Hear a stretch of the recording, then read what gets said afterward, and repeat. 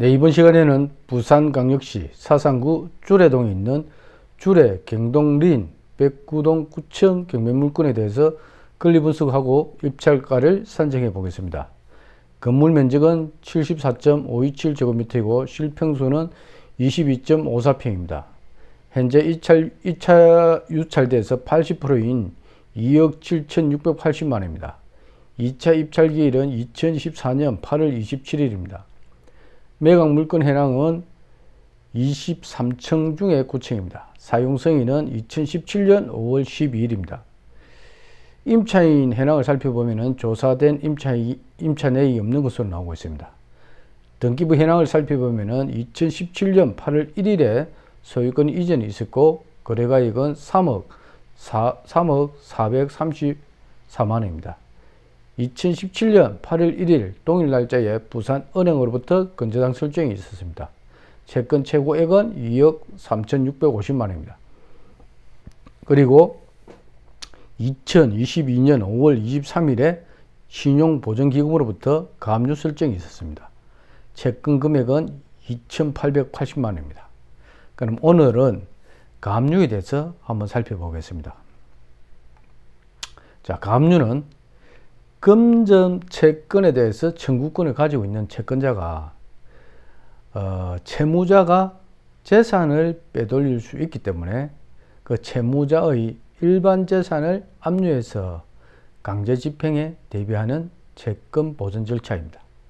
그러면은 가압류에 대해서 구체적으로 한번 살펴보도록 하겠습니다.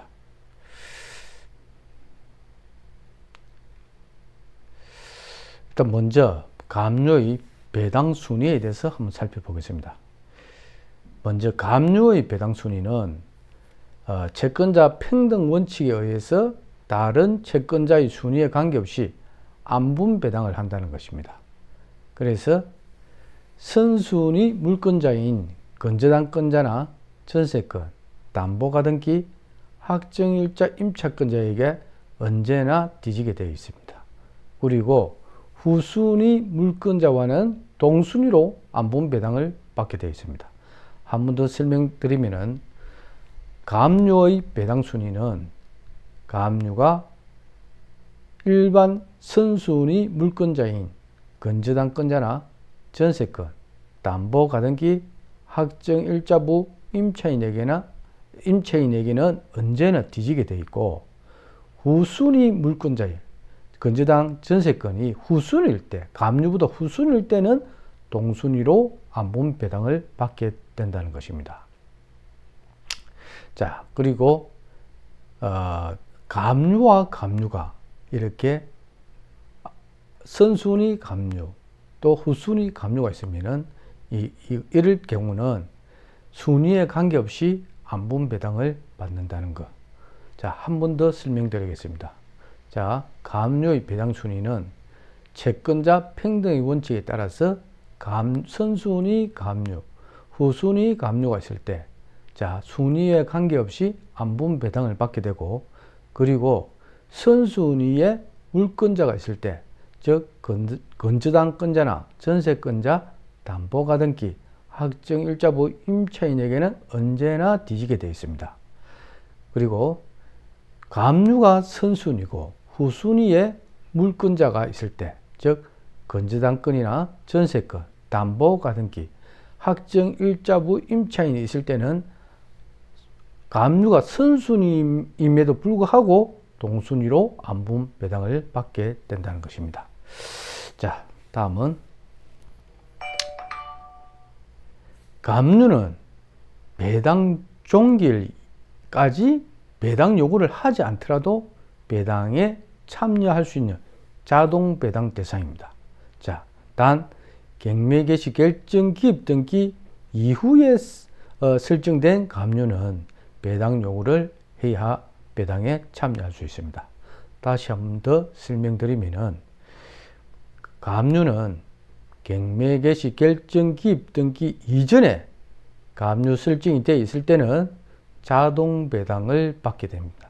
그래서 배당 요구 종기일까지 배당 요구를 하지 않아도 가압류가 경매 개시 결정 기입 등기 이전에 설정되어 있을 때는 자동 배당을 받게 되고 경매 개시 결정 기입 등기 이후에 가압류가 설정되었을 때는 배당 요구 종결까지 배당 요구를 하여야만 배당에 참여해서 배당을 받게 되는 것입니다. 그리고 부동산 경매에서 가압류는 말소 기준 등기에 포함되고 있습니다. 자, 다시 한번 더 설명드리면은 부동산 경매에서 가압류는 말소 기준 등기가 된다는 것입니다. 자, 그 정도 아시고 또 배당에 대해서 한번 설명을 또 드리도록 하겠습니다.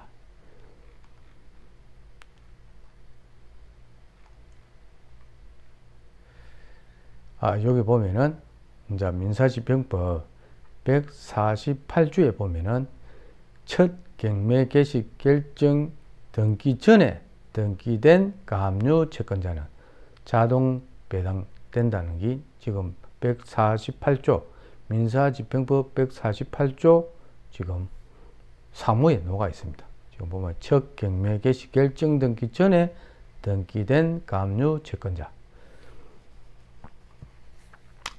자, 그리고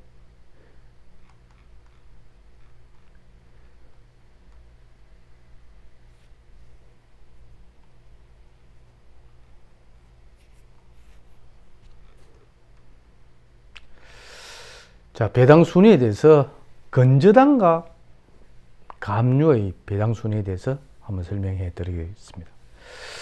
가압류 등기 후에 건저당이 설정된 경우에 자, 이럴 경우는 가압류가 선순위지만은 후순위인 건저당과 동순위로 안분 배당을 받게 됩니다. 그리고 채권자인 또한 가압류는 채권인 가압류는 물건인 지당권에 대해서 우선 변제권이 없습니다. 그래서 선순위인 가압류가 후순위의 지당권하고 안분 배당을 받게 되는 것입니다. 그리고 선순위 가압류와 후순위 건저당은 서로 우선 변제권을 주장할 수 없습니다. 자, 만약에 건저당이 선순위고 가압류가 후순위면 당연히 건저당권이 우선 변제권을 주장할 수 있는데 선순위가 가압류일 경우 후순위가 건저당일 경우는 서로 우선 변제권을 주장할 수 없기 때문에 동순위로 안분 배당을 받게 되는 것입니다. 자, 배당에 대해서 구체적으로 한번 설명을 드리도록 하겠습니다. 자, 1순위로 가압류가 3억이 있습니다. 그리고 건저당이 2순위로 3억이 있습니다. 그리고 3순위로 건저당이 4억이 있습니다. 그리고 강제 집행 신청을 4순위로 했고 5순위로 낙찰자가 낙찰을 받았습니다. 그리고 6순위로 배당을 5억을 받았습니다.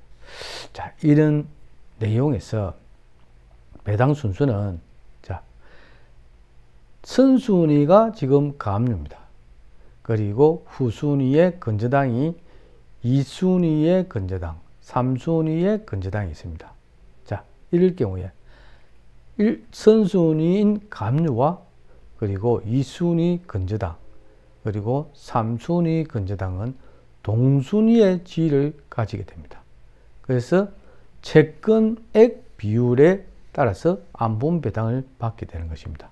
자, 선순위에 가압류가 있고 3억이 그리고 2순위에 건저당이 3억이 있고 3순위에 건저당이 4억이 있을 때 이럴 때는 최고 선순위에 있는 가압류가 지금 2순위의 건저당, 3순위 건저당과 동순위의 지위를 가지기 때문에 채권액, 금액 비율에 따라서 안분 배당을 받게 된다는 것입니다.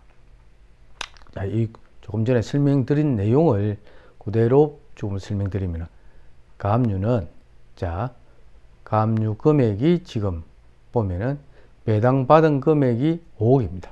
자, 5억일 때, 자, 지금 보면은 1번 가압류가 3억입니다. 그리고 이 10억은, 자, 동순위이기 때문에 채권액을 지금 보면은 가압류 3억, 건저당 2순위 건저당 3억, 3순위 건저당 4억. 이 세 지금 종류를 합치면은 10억입니다. 그래서 배당 금액 5억 곱하기 지금 가압류 3억 나누기 합한 금액, 합계 금액 10억을 하면은 지금 가압류 건자에게 배당되는 금액은 1억 5천만 원입니다. 자, 그럼 2번 건저당한테 배당되는 배당 금액은, 자, 배당액이 지금 보면은 6번에 배당액이 5억입니다. 배당액 5억 곱하기, 그리고 지금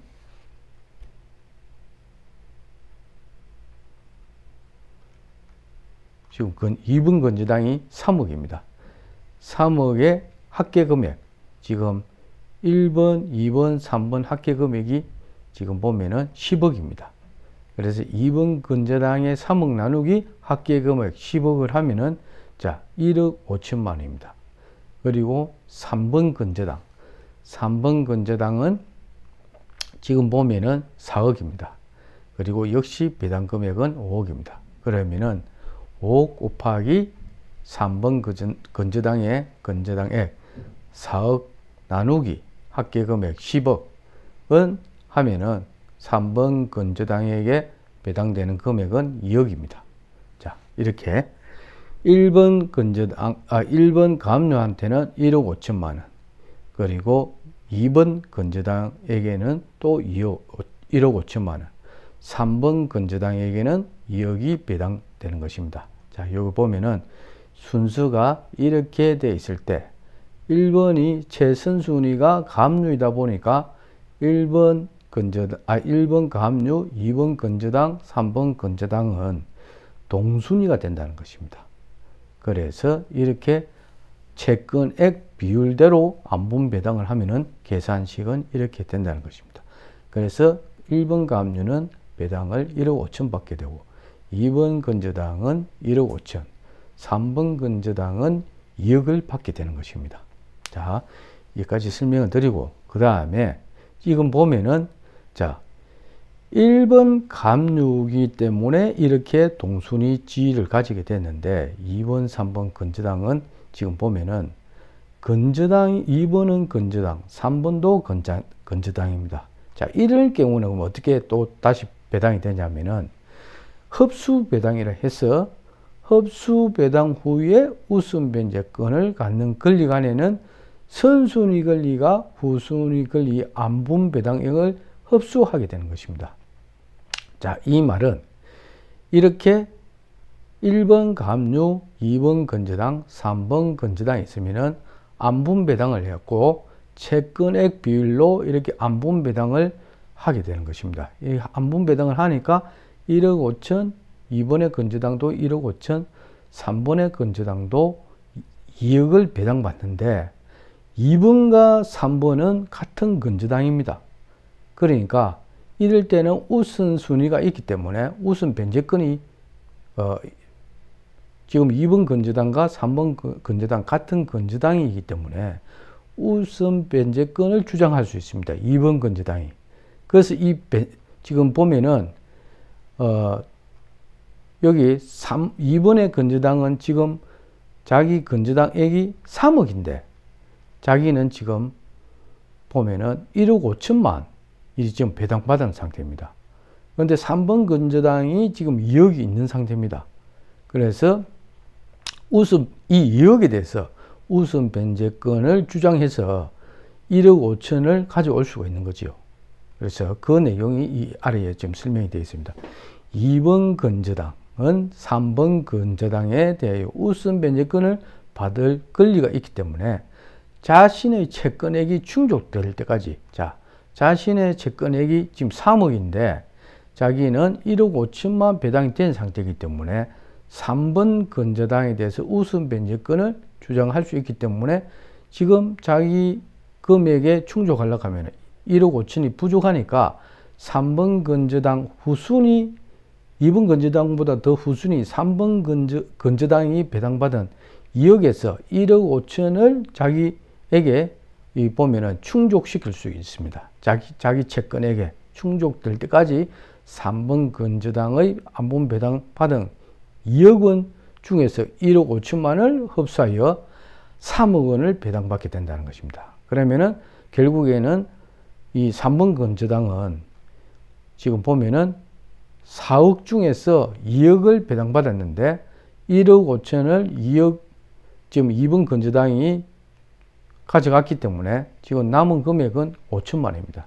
그래서 결국에는 3번 건저당은 5천만 원을 배당받게 된다는 것입니다. 그래서 여기서 보면은 이 3번 건저당이 안본 배당받은 2억 원 중에서 1억 5천만 원을 2번 건저당이 자기 채권 충족할 때까지 흡수를 해서 2번 건저당이 3억을 배당받고 3번 건저당은 최종적으로 5천만 원을 배당받게 된다는 것입니다. 그래서 지금 보면은 최종적인 이제 가압류의 배당은 1번 가압류는 1억 5천만 원을 배당받게 되고 2번 건저당은 이거 보면은 자, 이런 수준일 때 가압류는 3억이지만은 1억 5천만 원을 배당받게 되고 2번 건저당과 3번 건저당은 같은 건저당이다 보니까 2번 건저당이 3번 건저당에 우선 변제권을 행사해서 자 이렇게 1억 5천만 원 처음에 배당받은 데서 자기 채권액이 충족할 때까지 3번 건저당에 2억 배당받은 데서 1억 5천만 원을 충족시켜서 자기는 3억 원을 배당받게 되고 3번 건저당은 최종적으로 5천만 원을 배당받게 된다는 것입니다. 자, 이렇게 가압류는 먼저 가압류가 있을 때는 안본 배당을 하고 그리고 2순위로 또 흡수 배당을 한다는 것입니다. 어떤 경우에 이렇게 건저당이 후순위 건저당에 대해서 우선 변제권을 행사할 때, 할 수 있을 때, 자, 그럴 때 가능하다는 것입니다. 자, 그리고 이 내용은 그러면은 대부분 판례를 통해서 이렇게 정해지는 것입니다. 자, 1994년도에 나온 대부분 판례에서 지금 조금 전에 이렇게 처음에 안분 배당을 하고 그 다음에 흡수 배당을 할 수 있다고 대부분 판례가 놓은 내용입니다. 대부분 판례 내용을 설명드리면은 가압류 등기 후에 갱료된 건저당 설정 등기 효력. 자, 요 조금 전에 본 것 같이 가압류가 1번으로 설정됐는데 2번으로 건저당이 설정됐습니다. 그리고 보면은 가압류 등기 후에 갱료된 건저당 설정 등기 효력과 또 1. 가항의 경우 그러니까 가압류 등기 후에 갱료된 건저당 설정 등기 그리고 된 상태에서 가압류 채권자와 건저당권자 또 건저당 설정 등기 후에 강제갱매 신청을 한 압류 채권자 사이 배당 순위는 자 어떻게 이 순위는 이렇게 된 거죠. 가압류 등기하고 가압류가 등기된 상태에서 건저당 설정 등기가 되고 그리고 건저당 설정 등기 후에 또 강제갱매를 신청하게 된 것입니다. 그래서 강제갱매를 신청한 압류 채권자가 이제 이렇게 세 가지가 있는 거죠. 가압류 등기를 하고 난 다음에 건저당 설정 등기를 하고 그리고 건저당 설정 등기 후에 강제갱매를 신청한 압류 채권자 이 사이에 배당 순위가 어떻게 되냐 이 말입니다. 그래서 대부분 판례에서는 자 가압류 등기가 먼저 되고 나서 건저당 설정 등기가 맞춰진 경우는 어떻게 되냐? 자, 가의 경우는 가압류 채권자와 건저당권자 그리고 건저당 설정 등기 후 강제갱매를 한 압류 채권자 사이 배당 관계에 있어서는 자, 건저당권자는 선순위 가압류 채권자에 대해서 우선 변제권을 주장할 수 없다는 거죠. 자, 최고 먼저 1순위가 가압류가 설정되고 그 다음에 건저당이 설정되었기 때문에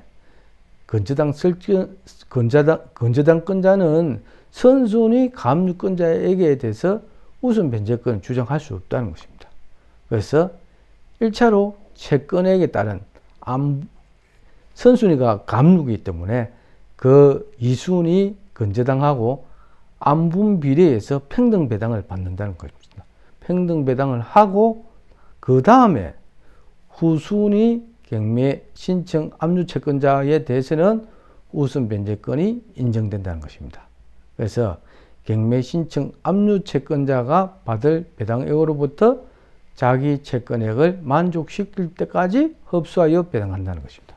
자, 이 내용은 다시 설명을 드리면은, 자, 가압류가 등기된 상태에서 건저당이 설정 등기가 되고, 그 이후에 강제 경매 신청을 한 압류 채권자, 이 사이에 이 배당 순위가 어떻게 되냐는 거예요.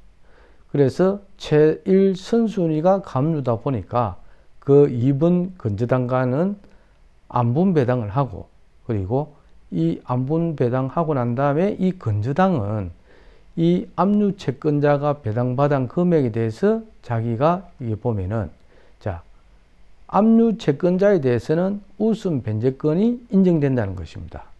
자, 그래서 경매 신청 압류 채권자가 받을 배당액으로부터 이 건저당권자가 자기 채권액을 만족시킬 때까지 흡수하여 배당받을 수 있다는 것입니다.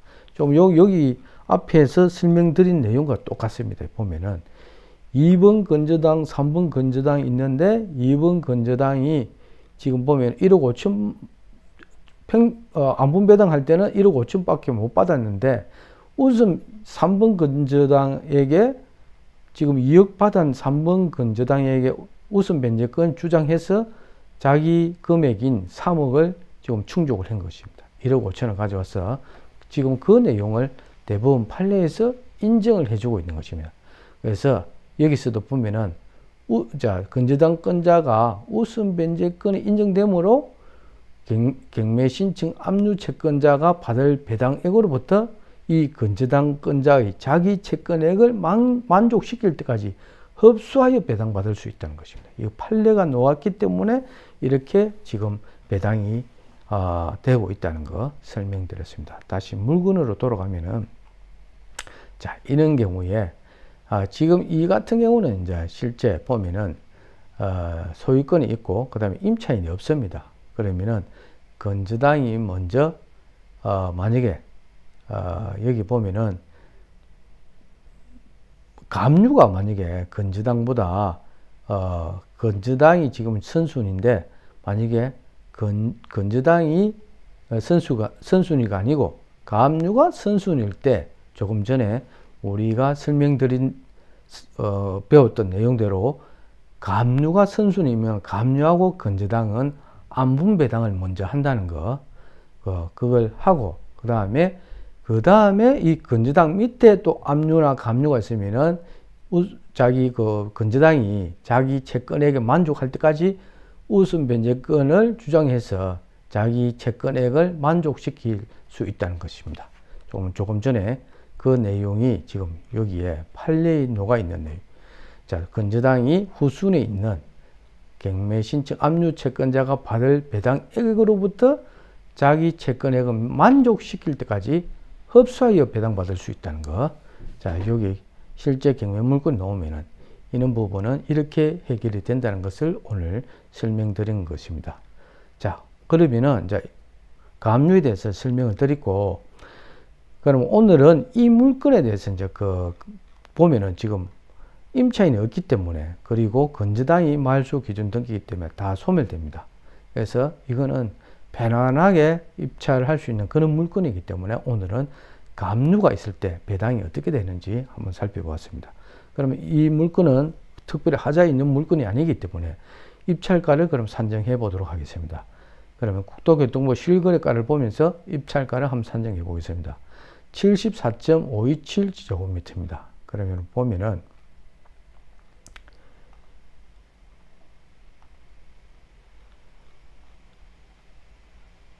자, 74.527 요 면적입니다. 지금 보면은 2024년도에 5월달에 한번 딱 거래가 있습니다. 지금 나와 있는 물건은 우리 경매 물건은 9층인데 2024년 5월달에 5층이 거래됐는데 3억 4,500만원에 거래가 됐습니다.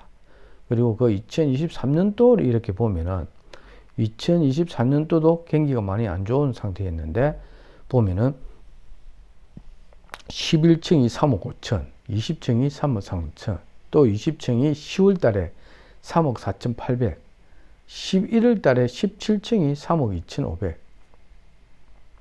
그러다가 지금 2024년 5월 달에 지금 3억 4,500 정도 이렇게 거래가 되었습니다.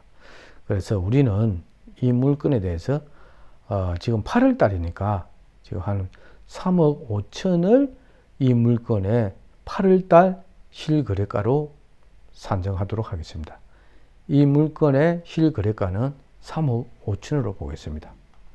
자, 3억 5천을 이 물건의 실거래가를 보고 그러면 여기서 자기 수익을 차감하면은 이제 입찰가가 되는 것입니다. 자, 우리는 이 물건의 8월 달 그 실거래가를 3억 5천으로 잡았습니다. 그럼 여기서 자기가 5천을 빼면은 3억이 됩니다. 그럼 자기 수익이 5천을 생각하면은 3억이 자기 입찰가가 되는 것입니다. 자, 그러면은 우리가 이 물건에서 지금 보면은 3억을 딱 적는 것보다는 3억 100만원을 적도록 하겠습니다. 3억 100만원. 3억 100만원을 우리는 입찰가로 산정하겠습니다. 3억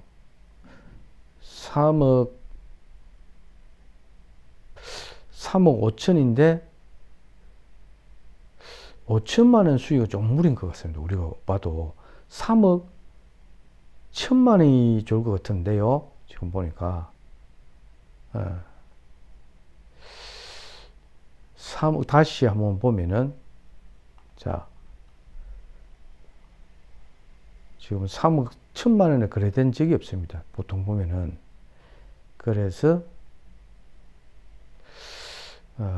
우리가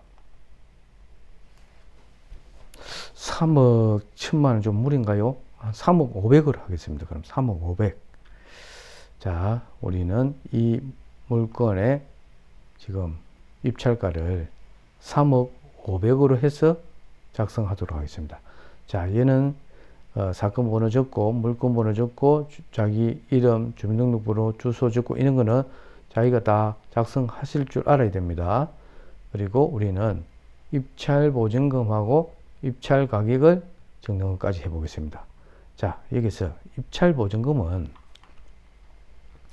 자, 입찰하는 가격의 10%가 아니고 2024년 8월 27일에 최저 매각 대금의 10%입니다. 그러면 2억 7,680만 원의 10%. 왼쪽에 보면 나와 있죠. 10%. 2,768만 원입니다. 그러면 2,768만 원보다 동일한 가격으로 적든지 아니면 이상으로 적는 것은 문제가 되지 않습니다. 근데 이 금액보다 이하로 적으면 입찰 무효입니다. 그래서 우리는 2,770만 원 적도록 하겠습니다. 2,770만 원. 자, 우리는 보증금을 2,770만 원을 이렇게 적도록 하겠습니다. 자, 그리고 우리가 입찰가는 자, 우리는 이 물건의 8월 실거래가를 3억 5천을 잡았고 입찰가는 수익을 4,500만 원으로 해서 3억 500만 원을 했습니다. 우리는 수익을 4천만 원 하는 게 좋을 것 같은데 3억 1천만 원 3억 1천만 원 좋을 것 같습니다. 그래서 우리는 수익을 4천만 원 하겠습니다. 그러면 입찰가를 3억 1천만 원 하겠습니다. 3억 1천만 원. 그러면은 3억 1천만 원을 입찰가로 산정하겠습니다. 자, 지금 부동산이 지금 9월을 앞두고 있는데 미국에서 9월 정도에 한번 금리를 인하하겠다 그런 뉴스가 있었습니다. 그런데 9월이 될지 10월이 될지는 모르지만은 언젠가는 금리가 인하될 수 있는 그런 조짐을 보이고 있습니다. 그래서 만약에 그 미국에서 금리를 인하하게 되면 부동산은 상승할 수밖에 없습니다. 자, 부동산 투자자가 은행에서 대출을 받을 수 있을 때 그때 부동산은 움직이기 시작합니다. 그리고 금리가 내려가야 부동산 하는 투자자들이 은행을 통해서 대출을 또 쉽게 받고 또 이자의 부담감에서 벗어나기 때문에 투자가 활성화되는 것입니다. 자, 우리는 여기서 또 보증 제공은 자기압 수표로 하겠습니다. 여기 체크해 주시고 입찰자는 자기 이름 적고 도장 찍어서 제출하면 되고, 여기서 반드시 중요한 것은 자기가 주민등록상의 주소로 작성하셔야 된다는 거. 주소는 주민등록상의 주소. 그리고 경매법정에서 신분 확인을 하니까 꼭 주민등록증을 지참하셔야 되는 거. 그리고 너무도 중요한 내용은 입찰표를 작성하면서 오타가 났거나 잘못 작성하실 때는 반드시 새 길 입찰 용지에 다시 작성하셔야지 그걸 수정해서 제출하면 입찰 무효가 된다는 거 반드시 기억하시기 바랍니다. 자, 오늘은 우리가 입찰가를 3억 1천만 원으로 했습니다. 3억 1천만 원. 자, 우리는 이 물건의 실거래가를 3억 5천을 잡았고, 우리 수익을 4천만 원으로 생각해서 4천만 원 차감해서 입찰가를 3억 1천만 원으로 작성을 했습니다.